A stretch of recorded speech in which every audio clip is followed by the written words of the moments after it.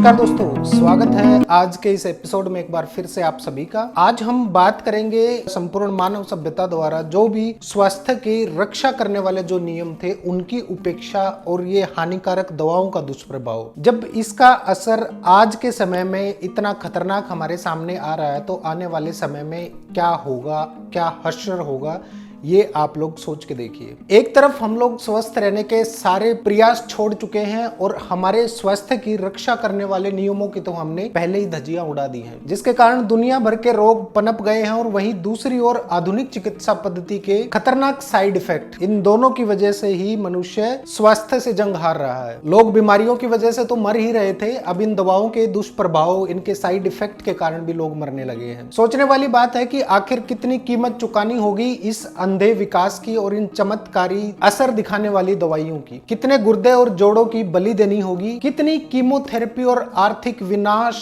हम लोगों को झेलना पड़ेगा, और कब तक हम इस आधुनिक चिकित्सा विज्ञान विनाशकारी परिणामों को मूर्खों की तरह आंखें बंद करके झेलते रहेंगे या इग्नोर करते रहेंगे। आखिर कोई तो कारण होगा जो आधुनिक चिकित्सा विज्ञान के जनक सर विलियम ओसलर को मजबूरीवश कहना पड़ा था, the first duty of a physician is to educate peoples not to take medicines. यानी एक डॉक्टर का पहला कर्तव्य जनता को यह सिखाना है कि वो दवाइयां ना खाएं। सड़क दुर्घटनाओं के लिए आधुनिक इलाज उपलब्ध होने का मतलब ये नहीं कि हम ट्रैफिक रूल को फॉलो ही ना करें या ट्रैफिक रूल्स को फॉलो करना जरूरी ही ना समझें। अगर आतंकवादियों से लड़ाई लड़ने के लिए कमांडो की फौज तैयार की जाती है तो इसका मतलब ये नहीं कि देश की सीमाओं की रक्षा के लिए सीमा सुरक्षा बलों की जरूरत नहीं रही। याद रखिए, अगर सीमाओं की सुरक्षा में चूक हुई तो आतंकवादी देश के अंदर घुस जाते हैं और युद्ध ताज होटल से लड़े जाते हैं, जिसमें जीत तो प्रतीत होती है लेकिन जान और माल का विनाश अत्यधिक और अपूरणीय होगा। हमारे शरीर के लिए आयुर्वेद सीमा सुरक्षा बलों की तरह काम करता है, जो बीमारी रूपी आतंकवादी को सीमा पर ही ढेर कर देता है और शरीर में प्रवेश नहीं करने देता। और मनुष्य ने एलोपैथिक मन लुभावने प्रोमिसेस में फंसकर आयुर्वेद के स्वास्थ्य रक्षा नियमों की पूर्ण रूप से उपेक्षा कर दी और आहार विहार, नींद और ब्रह्मचर्य सबको तहस नहस कर दिया। इतना ही नहीं, इन सब नियमों और सिद्धांतों के विरुद्ध इनके बिल्कुल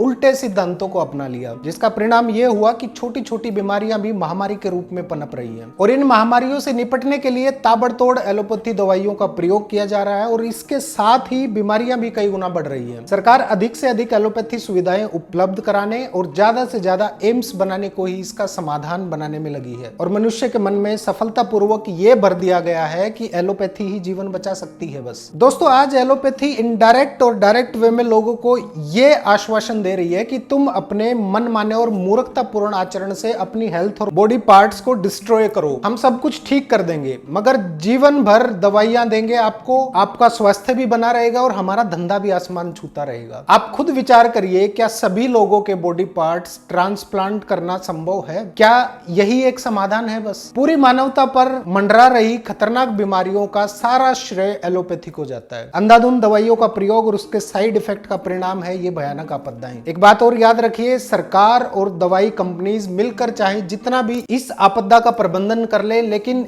इस बात में कोई दो राय नहीं कि आपदा प्रबंधन स्वास्थ्य सेवाओं का एक पार्ट है, एकमात्र हिस्सा है, बस स्वास्थ्य की समस्या का समाधान नहीं है। देखा जाए तो ये मॉडर्न मेडिकल साइंस भी इस आपदा प्रबंधन के अलावा कुछ नहीं है, जिस आपदा को आधुनिक चिकित्सा विज्ञान ने खुद ही पैदा किया है। ये बिल्कुल ऐसे है जैसे कोई साहूकार किसान की फसल में आग लगा दे और सहानुभूति दिखाकर फिर उसको कर्जा दे दे, ताकि किसान ये माने कि साहूकार के अलावा उसका कोई और हितैषी है ही नहीं और साहूकार के बिना उसका काम चलेगा ही नहीं, जबकि उसकी वास्तविक समस्या का कारण तो वो साहूकार ही है। मुनाफे के लालच में इस आपदा प्रबंधन रूपी इस आधुनिक चिकित्सा विज्ञान को लोगों के डेली जीवन पर थोप दिया गया है, जिसके कारण मानव का जीवन तक खतरे में आ चुका है। सोचना आप लोगों को है दोस्तों, समझना आप लोगों को है। हम लोग जितनी भी ये वीडियोस बना रहे हैं, जितना भी आप लोगों को जागरूक करने की कोशिश कर रहे हैं, हमारा मेन मोटो, मेन ध्येय जो है वो एक ही है कि इन दवाइयों का, एलोपैथी मेडिसिन का जितना भी हो सके इनसे बच के रहिए, दूर रहिए। कोशिश करिए आयुर्वेदिक जड़ी बूटियों का प्रयोग करने का किसी भी बीमारी में, और आयुर्वेदिक उपाय करने का, अपनाने का, या फिर अच्छे आयुर्वेदिक वैद्य हैं जो उनसे सलाह मशवरा करके हर एक दवाई का प्रयोग करना। क्योंकि एक बात तो मान लीजिए कि एलोपैथी जो है वो बीमारी को सिर्फ दबाने का काम करती है, बीमारी को खत्म कर सकता है तो आयुर्वेद खत्म कर सकता है।